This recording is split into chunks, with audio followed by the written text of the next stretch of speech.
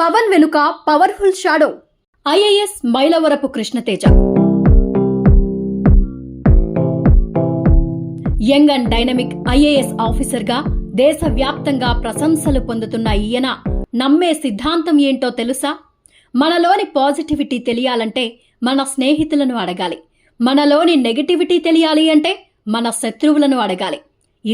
ఇదే సూత్రం కృష్ణతేజలోని లోపాలు సవరించి నేడు డైనమిక్ ఐఏఎస్గా మారడానికి కారణమైంది.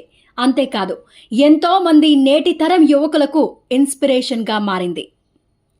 ఇక ఆంధ్రప్రదేశ్ రాష్ట్రంలో డిప్యూటీ సీఎంగా పవన్ కళ్యాణ్ మొదటిసారి బాధ్యతలు చేపట్టినా కూడా పాలనాపరమైన అంశాల్లో ఇంత దూకుడుగా సక్సెస్ఫుల్గా ముందుకు వెళ్తున్నారు అంటే దానికి వెన్నుముక ఈ కృష్ణతేజ.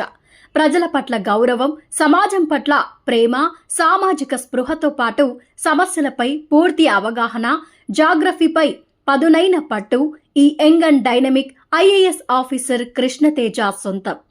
ఐఏఎస్ ఆఫీసర్గా కేరళలో విశిష్ట సేవలందించి దేశవ్యాప్తంగా గుర్తింపు తెచ్చుకున్న ఈ కృష్ణతేజను ప్రత్యేకించి మరీ పవన్ కళ్యాణ్ ఆంధ్రప్రదేశ్కి రప్పించుకున్నారంటే అర్థం చేసుకోవచ్చు ఈయన క్యాపబిలిటీ ఏంటనేది. మరి ఆంధ్రప్రదేశ్కి చెందిన ఈ కృష్ణతేజ బాల్యం చదువు ఎక్కడ కొనసాగింది, ఆయన సక్సెస్ వెనుక ఉన్న స్ట్రగుల్స్ ఏంటనే పూర్తి జీవిత విశేషాలు ఈ స్టోరీలో తెలుసుకుందాం. ఆంధ్రప్రదేశ్లోని పల్నాడు జిల్లా చిలకలూరిపేటకు చెందిన మైలవరపు కృష్ణతేజ వైశ్య సామాజిక వర్గానికి చెందినవారు. తల్లిదండ్రులు చిలకలూరిపేట వారే. తండ్రి మైలవరపు శివానంద కుమార్ వ్యాపారం చేస్తారు. తల్లి భువనేశ్వరి గృహిణి. తేజ తాత రామానందం. ఆయన చిలకలూరిపేటలో ఎన్నో సేవా కార్యక్రమాలు చేసి పలువురి ప్రశంసలు పొందారు. ఆ కుటుంబ వారసునిగా కృష్ణతేజకు కూడా సేవా కార్యక్రమాలంటే చాలా ఇష్టం. చదువులోనూ ఎప్పుడూ ముందుండేవారు. చిలకలూరిపేటలో పాఠశాల విద్యను పూర్తి చేసిన తరువాత మైలవరపు 2009లో నరసరావుపేట కాలేజ్ ఆఫ్ ఇంజనీరింగ్ నుంచి ఇంజనీర్గా పట్టభద్రుడయ్యాడు. ఇంజనీరింగ్ విద్యను పూర్తి చేసిన తరువాత సాఫ్ట్వేర్ ఇంజనీర్గా ఉద్యోగంలో చేరారు. ప్రధానమైన పట్టణాల్లో పనిచేశారు. సాఫ్ట్వేర్ ఇంజనీర్ ఉద్యోగం జీతం డబ్బుల కోసమేనని, సేవలు చేసేందుకు పనికిరాదని గుర్తించారు. ఆ ఉద్యోగం వదిలేసి సివిల్స్ కోచింగ్ తీసుకునేందుకు ఢిల్లీ వెళ్లారు. అక్కడ కోచింగ్ పూర్తయింది. ఐఏఎస్ కావాలనే పట్టుదలతో 4 సార్లు సివిల్స్ రాసిన ఆయన చివరకు 66వ ర్యాంక్ సాధించారు. 2015 బ్యాచ్కు చెందిన కృష్ణతేజకు కేరళ క్యాడర్ను ప్రభుత్వం ఇచ్చింది. ఆంధ్రప్రదేశ్పై అభిమానం ఉన్నా కేరళ వెళ్లక తప్పలేదు. ట్రైనింగ్ పూర్తి చేసుకున్న తరువాత 2017లో కేరళ క్యాడర్లో అలెప్పీ జిల్లా సబ్ కలెక్టర్గా నియమితులయ్యారు. చాలా తక్కువ సర్వీస్లోనే దేశవ్యాప్తంగా పేరు సంపాదించారు. 2018లో వచ్చిన కేరళ వరదలు ఆ రాష్ట్రాన్ని అతలాకుతలం చేశాయి. ఆ సమయంలో కృష్ణతేజ చూపించిన సమయస్ఫూర్తి లక్షల మంది ప్రజలను సురక్షిత ప్రాంతాలకు తరలించడంలో వ్యవహరించిన తీరు దేశవ్యాప్తంగా ప్రశంసలందుకుంది. దీంతో అనతి కాలంలోనే కేరళ క్యాడర్కు చెందిన ఆయనకు డేరింగ్ అండ్ డాషింగ్ అధికారిగా పేరొచ్చేసింది. అలాగే అలెప్పీలో జిల్లా కలెక్టర్గా బాధ్యతలు చేపట్టిన తరువాత ప్రకృతిపై కన్నేసిన కబ్జారాయిల్లో భరతం పట్టారు.